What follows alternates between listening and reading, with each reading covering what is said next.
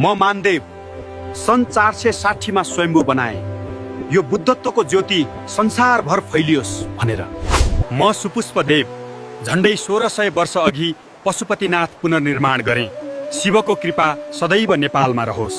म ज्याज्या आफ्ना छोराहरूसँग बौद्धनाथ बनाए।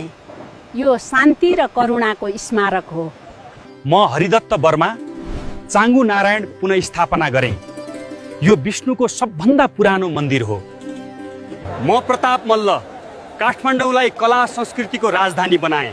हरेक ढुङ्गा हरेक काठमा मेरो कथा छ।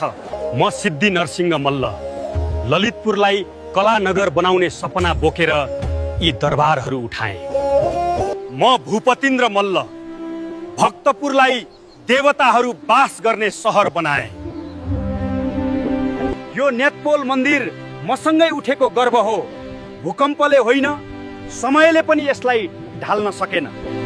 म भीमसेन थापा धरोहरा बनाए। नेपालले आकाश छुन सक्छ भनेर देखाउन। हामी काठका सिपालु एउटै रुखबाट काष्ठमण्डप उठायौं।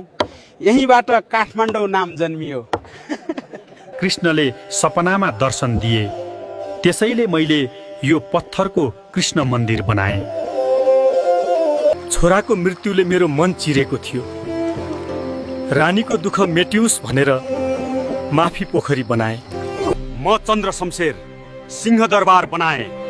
नेपाल आधुनिक शक्ति र शासनको यात्रामा प्रवेश गरोस् भनेर। हामीले बनाएको धरोहर नै नेपालको आत्मा हो। यसलाई जोगाइराख्नु, किनकि इतिहास त्यहीबाट बाँचिरहन्छ।